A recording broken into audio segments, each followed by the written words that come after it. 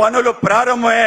ఇవాళ మన green hydrogen project Visakhapatnam సంబంధించి ఎన్టీపీసీ సంబంధించిన ఏదైతే ప్రాజెక్ట్, దాని తర్వాత ఆర్సెనల్ మిట్టల్ అని చెప్పి ఇంటిగ్రేటెడ్ స్టీల్ ప్లాంట్ సంబంధించిన నిర్మాణం గాని, బీపీసీఎల్ సంబంధించిన పెట్రో కెమికల్ కాంప్లెక్స్ గాని, ఈ విధంగా అనేక రకాల పెట్టుబడులు వస్తున్నాయి. మననే నరేంద్ర మోడీ గారి నేతృత్వంలో మనకి ఏదైతే semi conductor unit south Korea company మన ప్రాంతానికి రావటం అంటే గొప్ప అడుగు, ముందడుగా మనం భావించాలి. ఈ అడుగు కేవలం తొలి అడుగు మాత్రమే. రాబో కాలంలో గౌరవ ముఖ్యమంత్రి చంద్రబాబు నాయుడు గారి ఆధ్వర్యంలో మన ప్రాంతం సెమీ కండక్టర్ హబ్ గా మారబోతుంది.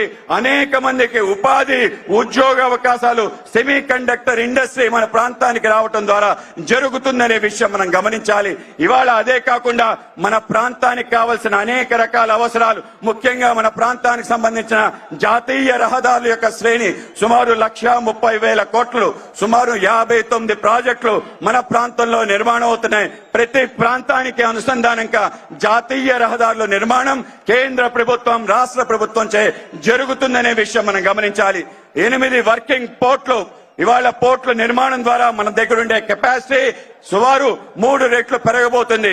మన దగ్గర ఉండే ఎయిర్పోర్ట్ కనెక్టివిటీ దేశంలో ఏ రాష్ట్రం లేని విధంగా 6 వర్కింగ్ ఎయిర్పోర్ట్లున్న ఘనత ఆంధ్రప్రదేశ్ కి దక్కుతుంది.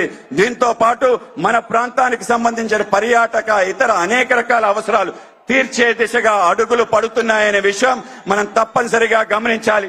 ఇవాళ చంద్రబాబు నాయుడు గారు, నరేంద్ర మోడీ గారి నేతృత్వంలో ఇవాళ జరుగుతున్న అభివృద్ధి కార్యక్రమాలు కేవలం 1, 2 కాదు.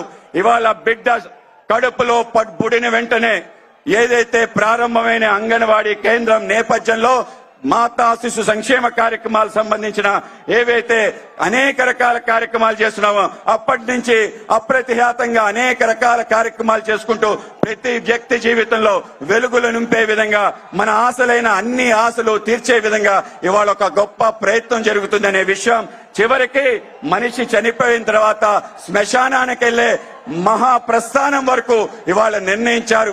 ఆ విధంగా మనందరి జీవితాల్లో వెలుగులు నింపే విధంగా ఒక గొప్ప ప్రయత్నం కూటమి ఆధ్వర్యంలో నడుస్తుందని మనందరం కూడా గమనించాలి. కేవలం ఇదే కాదు, ఇవాళే మన మిత్రుడు కింద దిగవలసిన కోరుతున్నాను. బాబు మిత్రుడు కింద దిగవలసిన కోరుతున్నాను.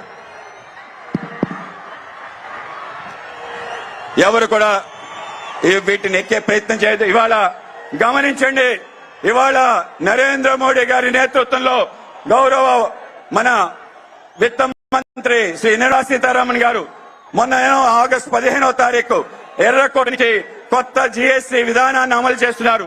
ఇవాళ కొత్త జిఎస్టి విధానం ద్వారా 5%, 18% స్లాబ్ విధానం తీసుకురావడం ద్వారా అనేక రకాల ధరలు తగ్గబోతున్నాయి. ఎన్నిటికి తగ్గబోతున్నాయంటే వ్యవసాయదారులకు ఊరట కలిగించే విధంగా, మహిళలకు ఊరట కలిగించే విధంగా, మధ్య తరగతి వ్యక్తులకి ఊరట కలిగించే విధంగా, అనేక మంది చిరు వ్యాపారస్తులకి ఊరట కలిగించే విధంగా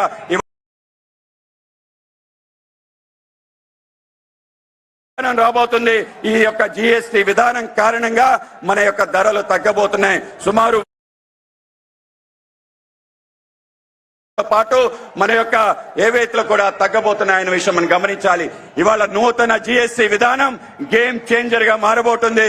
ఈ రాష్ట్రం, ఈ దేశం ప్రగతి పదాన వెళ్లడానికి కారణభూతం అవుతుంది. కేవలం జిఎస్టీ కాదు, ఇవాళ మనందరం కూడా గౌరవ ప్రధానమంత్రి